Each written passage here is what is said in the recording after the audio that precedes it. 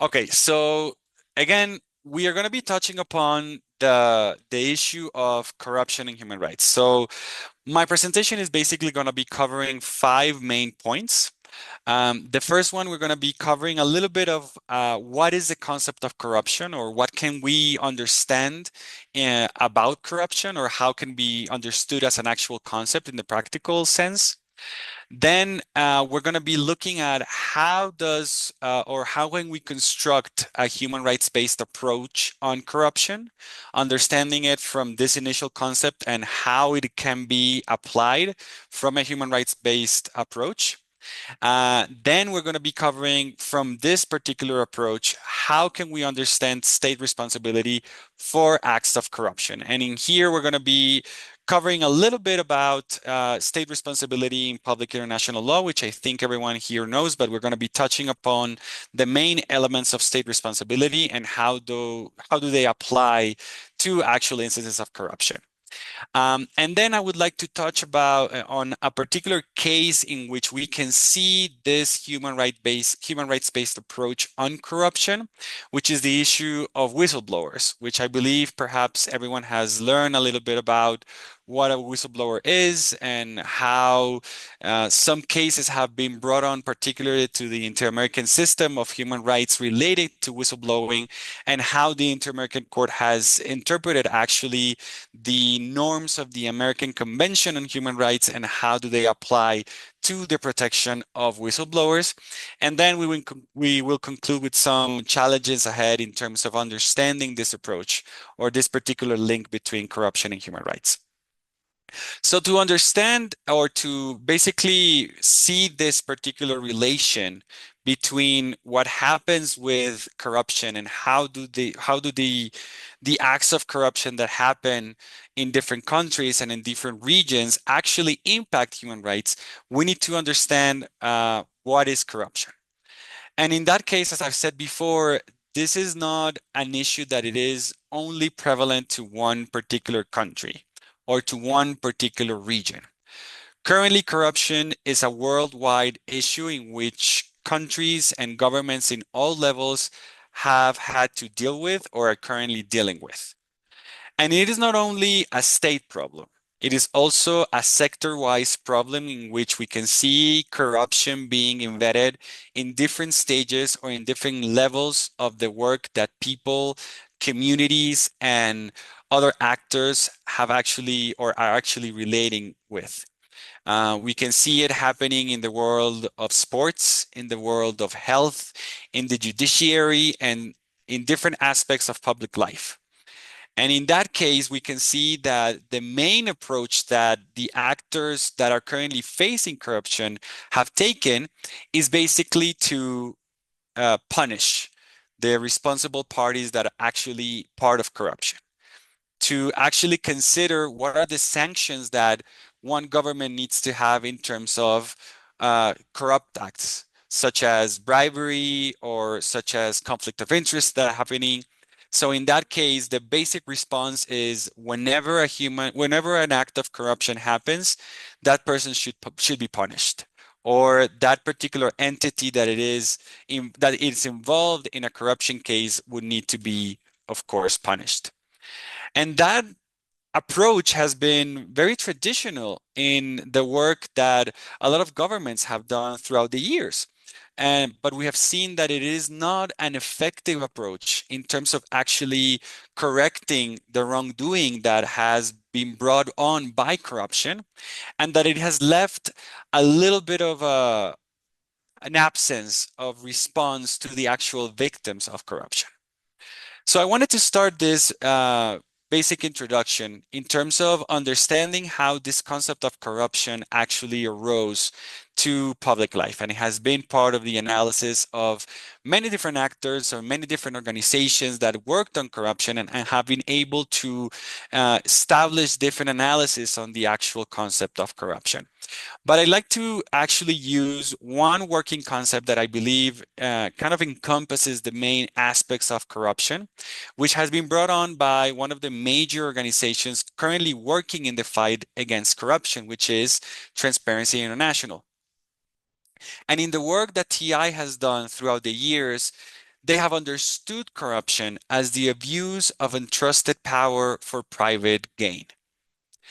In that sense, we see here three main elements of this concept. First of all, we see a concept of abuse, meaning the fact that there is an element that is being used in an unlawful or untrusted way, meaning it's being abused. But that something that is being abused is not something common. And that is the second element. We're talking about a power. We're talking about an element that creates influence. In this case, to the lives of communities or individuals. And lastly, we'd see that that abuse of entrusted power is being done for a private gain. So legally, we see here that there is a disconnection between the public trust or the public gain that is being promoted by governments against a private interest or a private gain that is being considered by a private entity, meaning an individual or organization who is actually abusing that power to get something that later on the public is not going to be able to get. And when talking about corruption, you might have heard this expression in Latin, quid pro quo, which literally means something for something. In this case, it's an arranged exchange or on either goods, services, or favors between two parties. And corruption as a concept has a very wide development or a very wide reach in terms of its on its actual understanding. You can understand corruption from many different forms. It could be done or includes behaviors currently done by public servants or even from corporations. And it's even fastly adaptable to different contexts and changing circumstances. To that end, you can see corruption being done or happening in the political sphere, in the judiciary. So to that end, it's a very adaptable concept.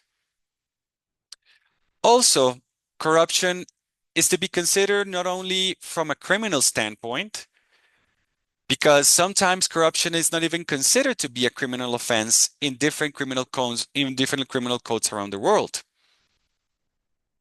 Corruption, in terms of its legal understanding, it's often considered to be a genre of specific conducts that basically affect public administration. And in that case, it is sometimes considered to be a component of specific criminal conduct, such as illicit enrichment, bribery, influence peddling, amongst other conducts. You can check, for example, the criminal codes of countries like Colombia, Brazil, and Mexico, which consider corruption to be a whole criminal offense, or that sometimes it is attributable to other offenses that happen when an individual or a private entity abuse a particular power that is being given to them by a public institution or by a public agency. So of course we can see then that corruption takes different associations when it relates to its criminal intent. And finally, we can see that corruption is also considered to be an international issue, of course, because of the matter of development being something that is also affected when corruption happens. And even though it is considered an international issue, it takes its form in the national context of each country. And this level of, we can say, rise in the analysis of corruption in the international issue has become more stronger when it has been considered to be also an international development issue, when corruption actually affects the international development of all nations. You can see there how, for example, in the enactment of the 2030 Agenda by the UN on the Sustainable Development Goals, the SDG 16.5 states that all governments should substantially reduce corruption and bribery in all their forms. So then we can see that corruption actually influences development of all nations in all forms. So to that end, politically, governments are called to actually reduce corruption and bribery in its more minor forms. So again, we see here that it is a very changing subject, even though it comes from a very traditional concept, but it has many different forms. It can be considered in many different ways, and it can be constructed not only from the national agenda of states, but also in the international agenda when it comes closer to the issue of development. But not only we can see it from these very different forms or very different ways of analysis, but traditionally, corruption has also been understood in the matter of its scope. And in this case, several experts have understood corruption to be divided between petty corruption and grand corruption. Petty corruption, when we can see, for example, a small bribery that's being done between individuals, or grand corruption, when we can see a bribery that's being done by major corporations or actors that are involved in a public procurement process, for example, and that bribery later conducts to that party getting the bigger chunk of this procurement process. This particular distinction between petty corruption and grand corruption often gets challenged by the fact that corruption often is just corruption.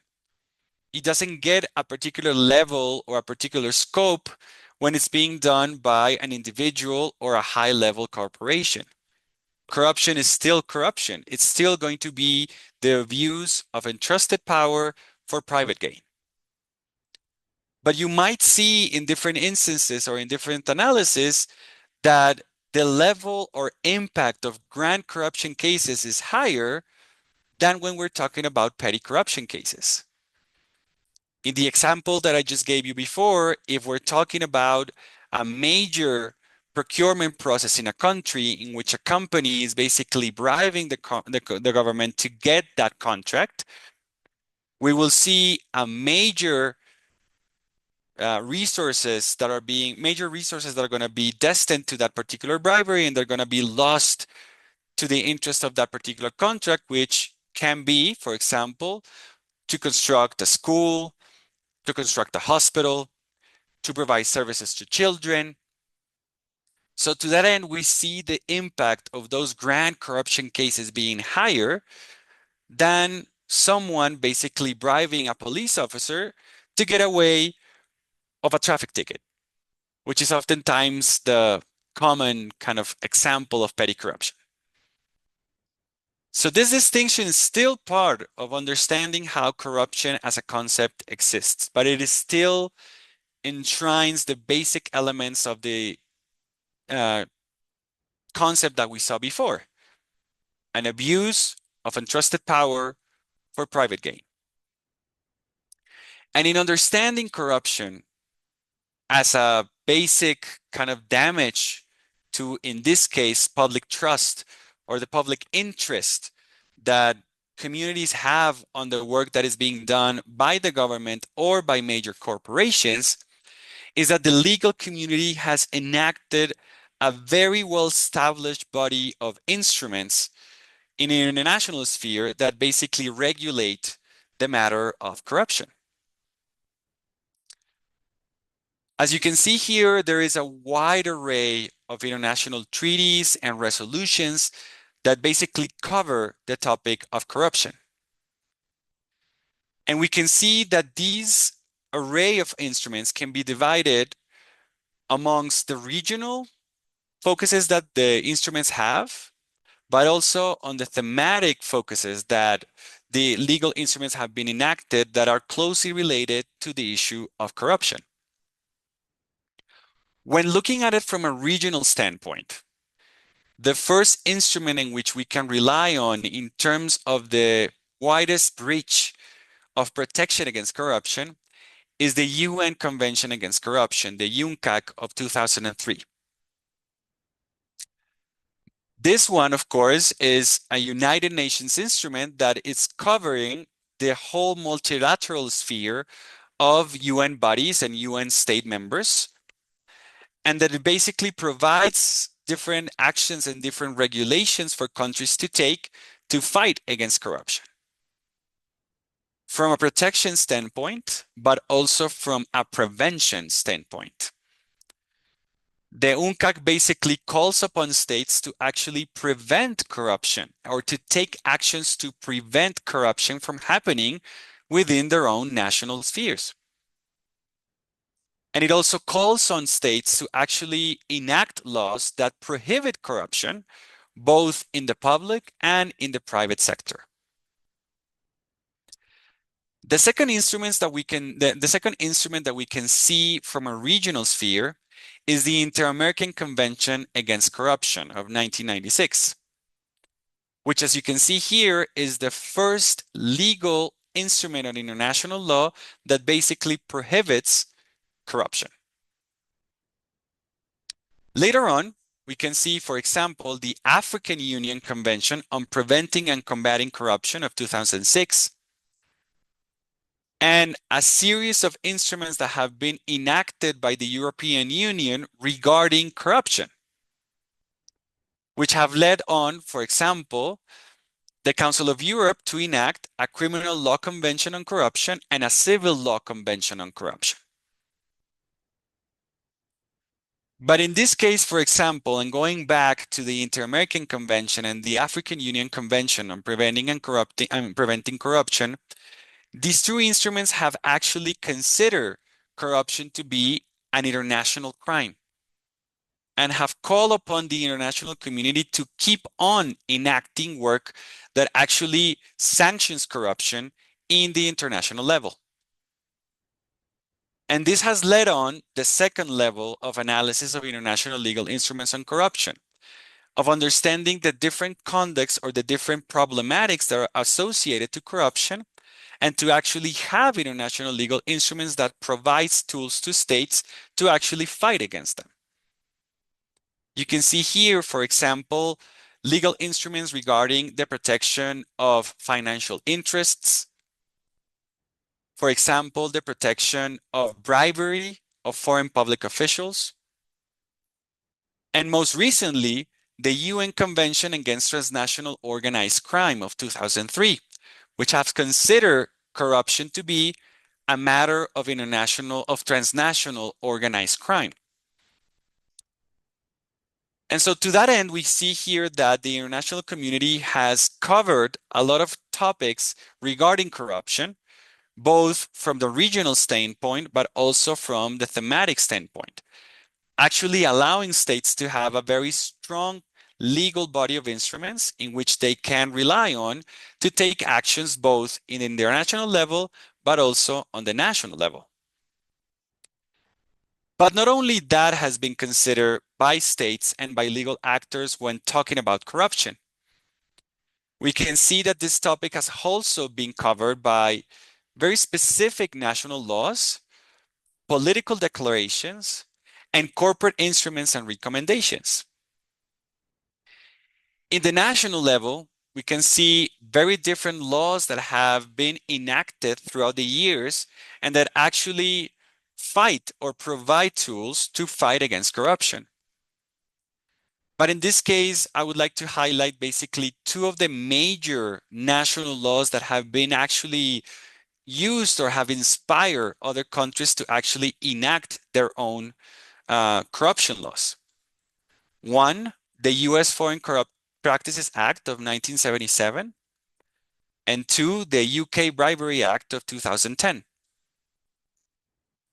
The USFPA has been one of the major or the leading national acts that have sanctioned foreign corrupt practices that have happened in the US and that have also been covered in a transnational level.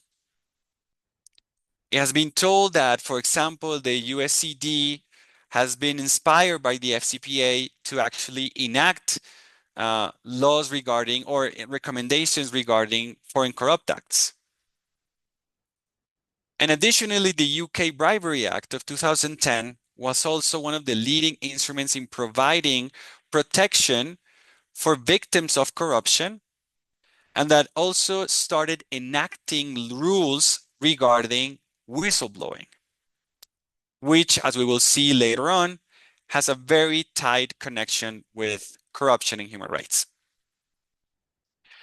From a political standpoint, we see here that as part of the monitoring action that the UN has taken on the Convention Against Corruption, the UN has a body, a mechanism that actually follows on the implementation of the UNCAC, and that oftentimes enacts recommendations that are being brought onto states to actually comply with the UNCAC's content. And also, since the UNCAC is a legal instrument or a legal treaty within the UN oftentimes convenes states to a conference of parties to the UNCAC, which later on finishes with a political declaration in which states actually acknowledge or accepts commitments regarding, in this case, the implementation of the UN Convention Against Corruption. The latest of this declaration was the Atlanta Declaration of 2023 that was enacted after the COP 17, 18th, I believe, of the UNCAC. But not only that, but in the Inter-American system, as part of the work that the Organization of American States have done in actually following up on the implementation of the Inter-American Convention Against Corruption, we can also find other types of political declarations. But in this case, the Inter-American system has also taken a step or an additional step to that end, and they have created an actual plan on democratic governance that was enacted in 2022 that includes actions that states should take to fight against corruption, considering that it falls upon the topic of democratic governance.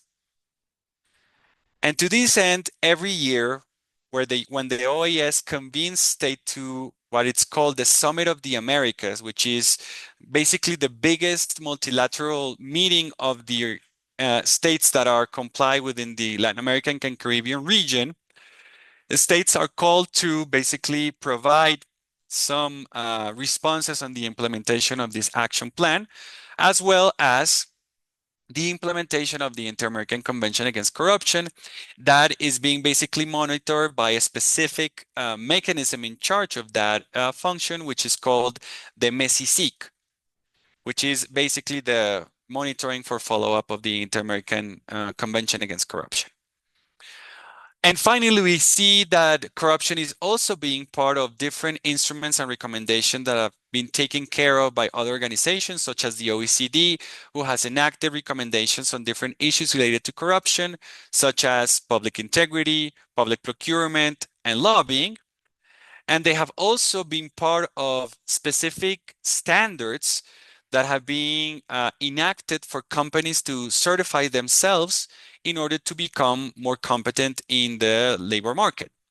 So to this end, we can see, for example, the International Standard 37001 on anti-bribery management systems, which is a certification that companies can basically take and comply in terms of having within their own organizational charts anti-bribery management systems. So this is an international certification that companies can take in order to, again, get certified on anti-bribery systems. So we see here again that corruption is being comprised on a very high level body of instruments, not only in an international sense, but also with national laws, political declarations, and corporate instruments and recommendations. But if you go into all of these particular instruments, regardless of the specific type that you want to get. Even if you want to check on a national law, or if you want to check on one of the OECD recommendations that are being put here, what we see lacking is one major aspect that has been brought on as corruption has evolved throughout the years. And it's the fact of seeing corruption basically from a human rights-based approach. That being not understanding corruption from a criminal standpoint, in which whenever a corrupt act happens, governments need to punish the responsible party, but rather thinking about how to repair the damage that corruption has done to its victims, or to find ways or means of reparation to that particular social damage that corruption actually causes. And so to that end, to understand how this human rights-based approach can be looked on practice, we need to understand that after a corrupt act happens, there is a victim, or there is a number of victims that have faced corruption in many different ways. We need to understand then what are the actual facts and context of that corrupt act. If, for example, as I said before, we're looking at a public procurement process to actually build a hospital, but that hospital is being built in a very poor neighborhood, or is being built in a very vulnerable community. What happens when that hospital is not being built because of corruption? We need to also understand how that particular corrupt act is being executed. What are the different ways in which the corrupt party is actually using or abusing its power for its private gain? If this is being through influence peddling, it's basically changing the rules of the game, or basically altering the elements of a particular business that is being done in the country, sorry, and that it actually is being affecting, or it's affecting its public interest. What is causing the actual corrupt act from happening?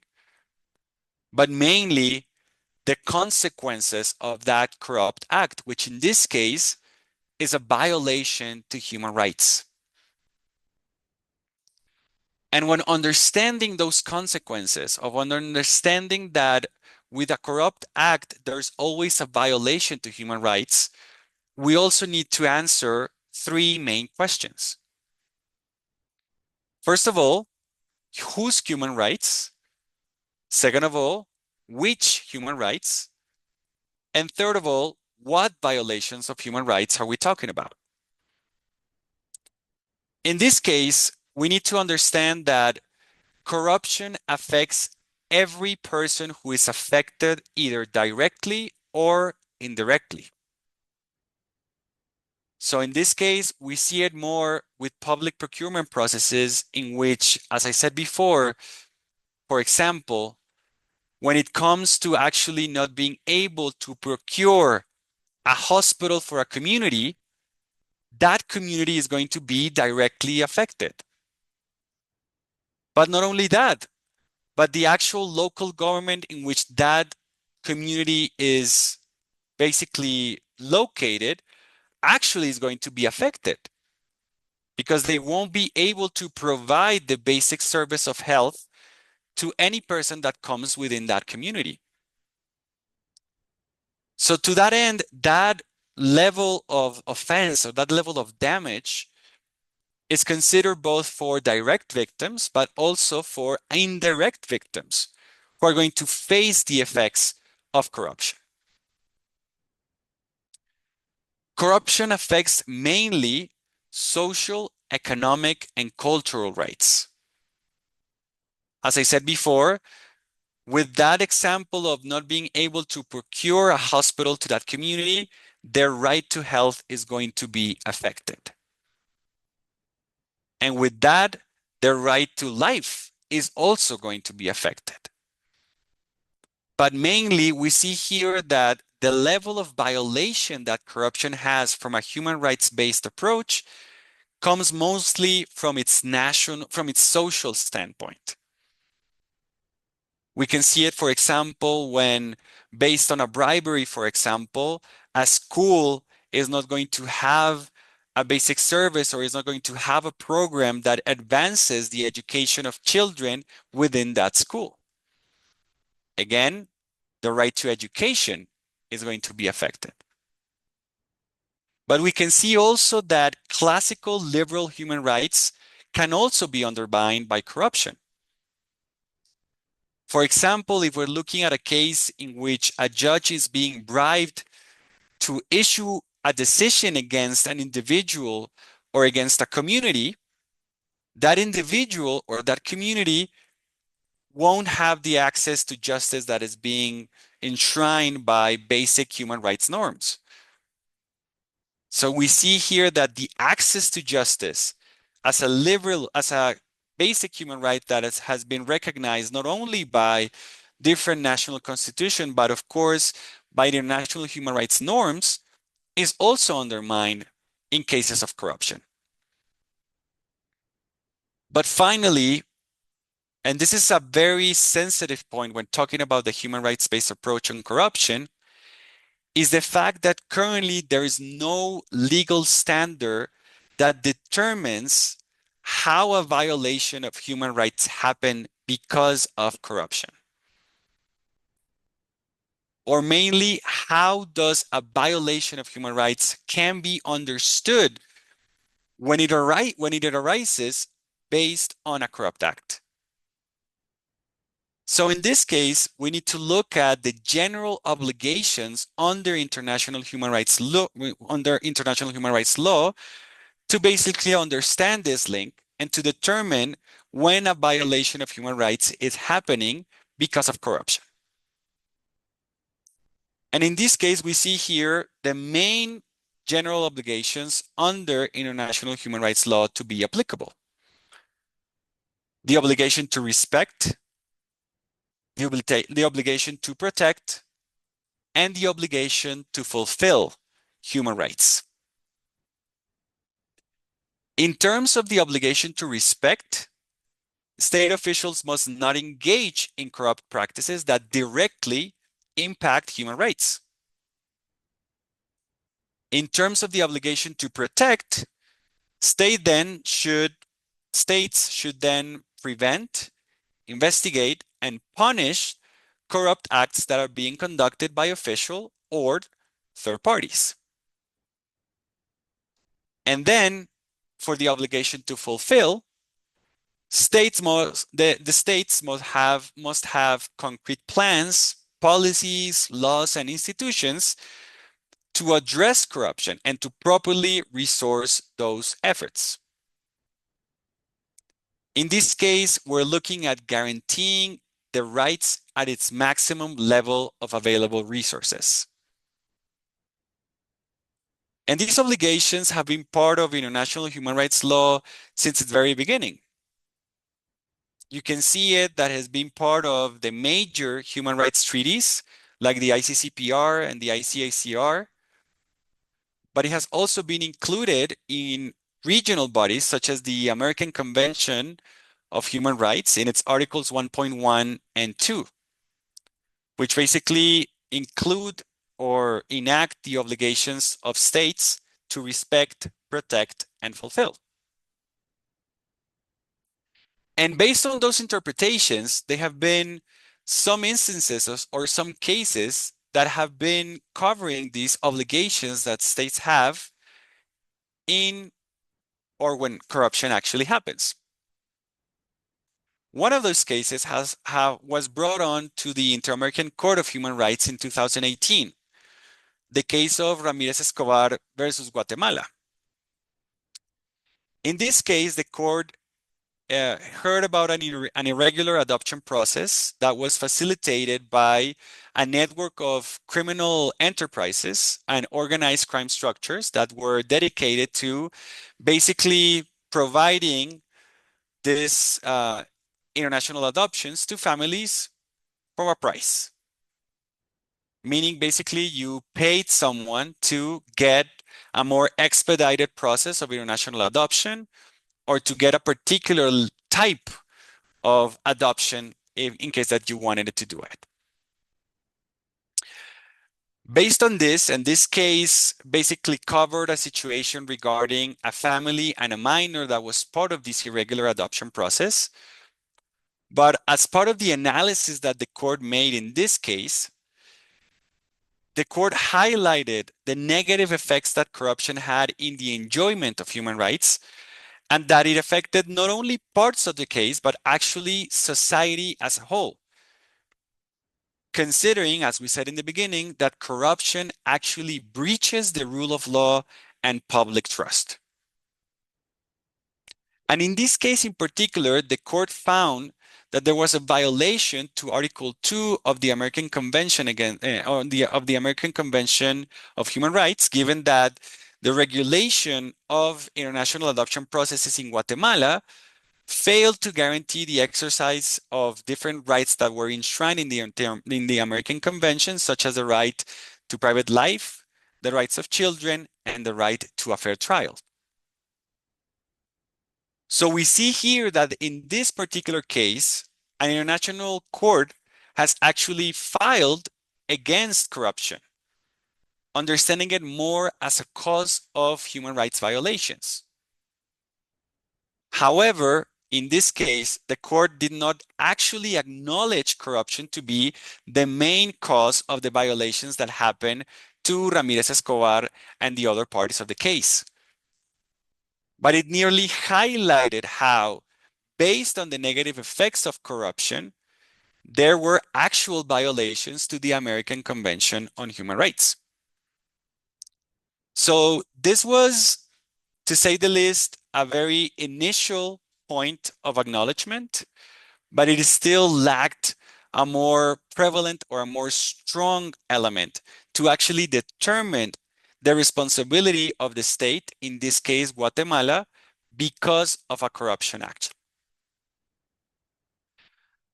So then we can see that in order to understand better how this link among this link between corruption and human rights happen, we need to see it also on how states can be actually responsible for acts of corruption. Which brings me to the third point. In understanding how corruption can be seen based on international state responsibility. And in here, we can see how the three main elements of international state responsibility can be applicable. As perhaps most of you know, the International Law Commission of the UN in 2001 enacted the draft articles on responsibility of states for internationally wrongful acts. And basically, this draft is being boiled down into three main elements that when they happen or when they're present, they actually constitute international state responsibility. One, when there is an action or an omission. Two, that action or that omission is attributable to the state under international law, meaning that it's being conducted or has been conducted by a state actor or a state agent. And third, that action or omission that is being attributed to the state constitutes a breach of an international legal obligation of the state. International legal obligation that is binding and that was current at the time of the action or omission. So we see here that these three elements are very clear in the objective side to understand when a state is actually responsible for an internationally wrongful act. So when talking about corruption, we can see these elements actually present, but we can see it more in a basic equation that I always like to introduce when talking about state responsibility for corruption. First of all, understanding that action or that omission that first element of state responsibility is basically a corrupt act. A corrupt act that is being considered as a criminal offense. And of course, in this case, that corrupt act is attributed to a state official or to a state agency. And that act that is being attributed to a state official is in main breach with an international human rights law obligation. In this case, we saw it with the three main obligations that are being enacted in the main international human rights law treaties: protect, prevent, and fulfill. But in this case, the result of these three elements is not only the fact that there is an actual damage happening, but it comes with a set of remedies that states need to take in order to repair the actual damage. So in this case, we're not talking about a main declaration of state responsibility, as is oftentimes being seen by the international community as the main way to actually enact state responsibility. And is oftentimes the remedy that is considered to be the main consequence of state responsibility. You see it, for example, in the vast majority of decisions of the ICJ, in which they basically acknowledge and declare the responsibility of the state based on the three main elements that I just mentioned previously. But in this case, in considering the corrupt act within a human rights-based approach, we not only need to acknowledge the damage that was being done, but we also need to determine the remedies in order to repair it. Regardless if we're talking about, again, petty or grand corruption. Even though, of course, when we're talking about state responsibility, we need to look at it from the public standpoint, in which instances of state capture or systemic corruption are more common and are more prevalent in the acts of public officials or the public administration. And when thinking about the remedies that one state or one particular party should take for a corrupt act to be actually repaired, we can look upon some of the basic principles that, in this case, the Office for the Human Rights Commissioner of Human Rights in the UN have actually enacted. In terms of considering remedies such as restitution, compensation, rehabilitation, satisfaction, and non-repetition guarantees. So when, for example, the case of that particular procurement process that was supposed to build a hospital and it's not done, instead of basically saying that the state is responsible for that action, one should look at the state to actually compensate the victims. One should actually look to the state to restitute the resources that were lost from that corrupt act. One should also look to the state to take guarantees of those acts never happening again, non-repetition guarantees. So this goes on basically providing a level of actions for victims to feel that this damage not only happened to them, but is also being fixed, is being remedied, is being repaired, which goes to the core of international human rights law. The fact that all of the international human rights law treaties have been enacted in order to provide remedies for human rights violations. So there shouldn't be a difference when talking about a violation that has been caused by a corrupt act, which is of course considered to be a criminal offense. And in that sense, the person or the party that is responsible should be punished. But at the same time, the victims should be repaired, should be remedied. So we see here that based on the elements of international state responsibility, corruption can be seen as a human rights law issue and can be seen as a factor to declare human rights law violations, but also to determine appropriate remedies for compensation. And in this case in particular, we can see different instances in which this link between corruption and human rights can be understood or can be applied in the practice. But I wanted to bring one particular case which I find to be very interesting, in which we can see a little bit of how actions that are being taken not only by public agencies but actually by private companies affect particular individuals in their own human rights, which is the case of whistleblowers. Again, you might have heard about this expression or this particular characteristic that is being given to a particular individual or set of individuals that are being basically part of the corruption sort of discussion, mostly because of their work or the actions that they take to fight corruption. Whistleblowing is basically a term that is being used or that is basically understood as the action that a person, or in this case, a worker takes when it denounces any wrongdoing that is happening in their own work environment. Let's say, for example, that you work in a company and you notice that there is an irregularity in payments that are being done to a particular provider. You decide then to go to your superior and basically explain the situation and express your concern to this wrongdoing. That action is considered to be whistleblowing.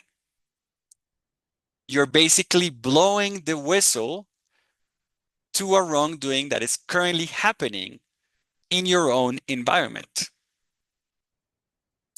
And based on that whistleblowing, actions can be taken by the company or wherever you're working and whenever you are doing this basically this basic petition or the denouncing that is the main element of whistleblowing.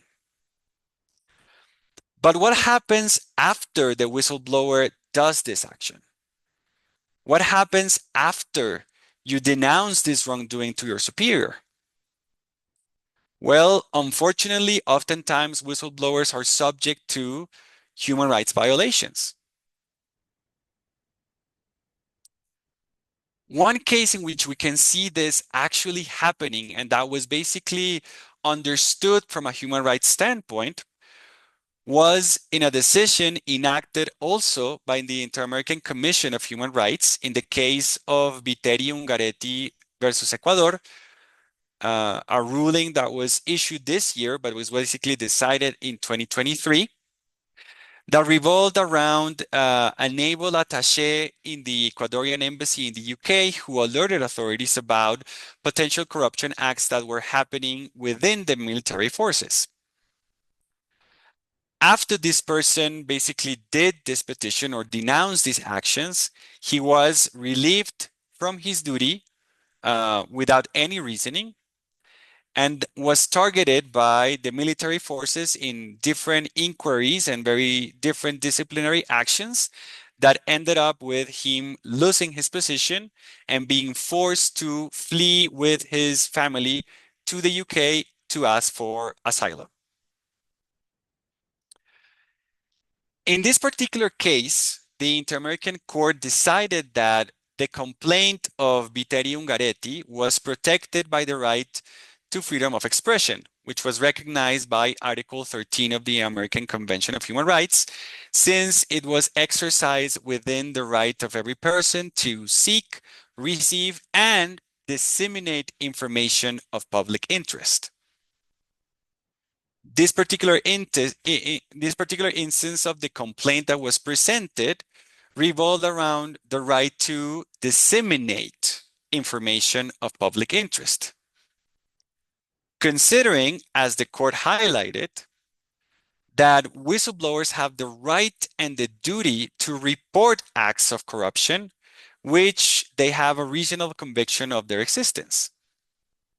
Meaning that if they have, or if a person has sufficient evidence or information of a corruption act that is going to happen, they have not only the duty but also the right to disseminate this information, to deliver this information to the responding party in order to get an actual correction or to prevent that act from happening.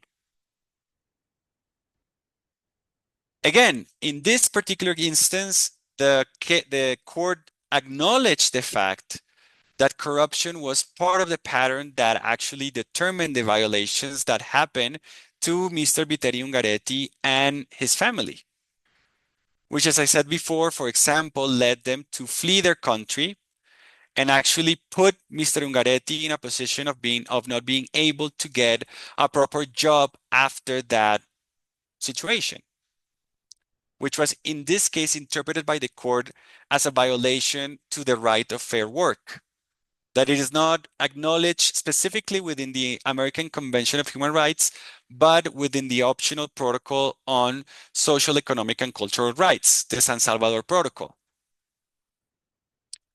But I think one of the most important parts of this ruling by the Inter-American Court was the fact that it acknowledged the importance of creating a safe and conducive environment for any person that wishes to make a complaint to actually being able to do it. And it highlighted the fact that not only states, but actually companies should provide measures for the protection of any complainant or any whistleblower that wish to make a complaint of corruption acts, such as, for example, safeguarding the identity of the person that reported a corruption act and actually putting the content of the report in anonymity.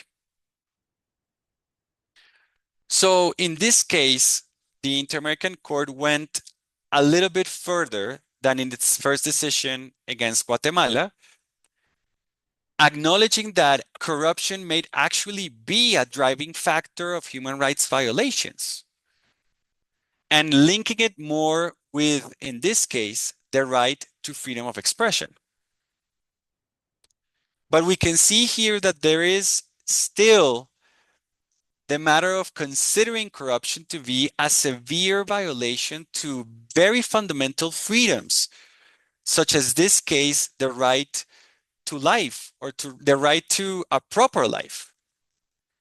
In the sense of, as I said before, when someone is not being able to actually get a fair chance to get a job that it's just and it's being able to fulfill the necessities of the needs of their family, which was the case of Mr. Viteri Ungaretti.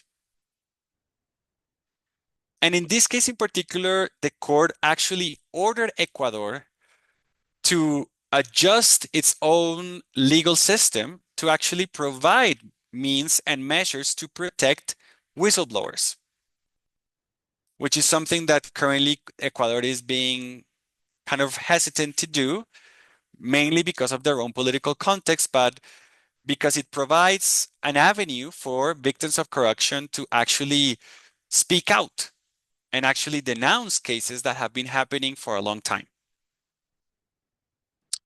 So we see here how in the case of whistleblowers, this link between corruption and human rights becomes more stronger or more close, because we can now consider whistleblowers to be actual victims of corruption.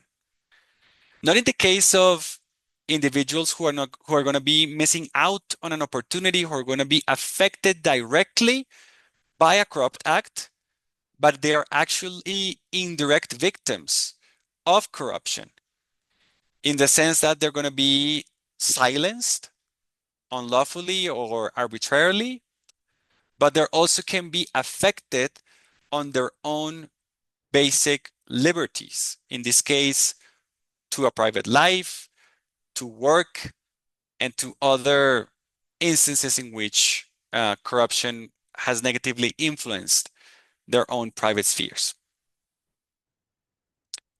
So to this end, the advances regarding corruption and human rights have happened, and states have been more aware of how or when to actually enact regulation or to comply with the international legal norms that we have seen before, or to actually acknowledge public commitments that are capable of mobilizing more actions regarding the effects or the negative effects that corruption have in the protection of human rights.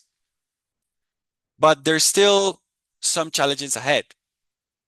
And I would basically just like to highlight three of them. The fact, as we said before, that there isn't any specific legal standards regarding corruption as a human rights violation, or the ones that actually exist, which basically fall under the political declaration and recommendation norms, are actually weak in its effects. They don't actually provide concrete actions in which states can actually declare responsibility for corruption as a human rights factor. Or in the issue that there isn't any specific cases that have brought very concrete legal standards to actually acknowledge international state responsibility for corruption.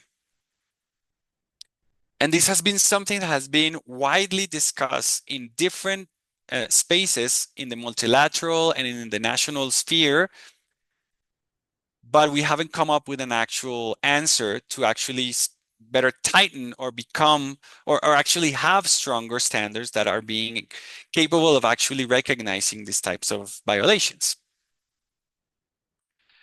Second of all, the fact that corruption is not easily measured. And we saw it later on with the distinction between petty and grand corruption. As a matter of fact, sometimes it's being even more difficult to determine the actual damage or impact that corruption has, depending on the actual cost that that particular case or that particular act has.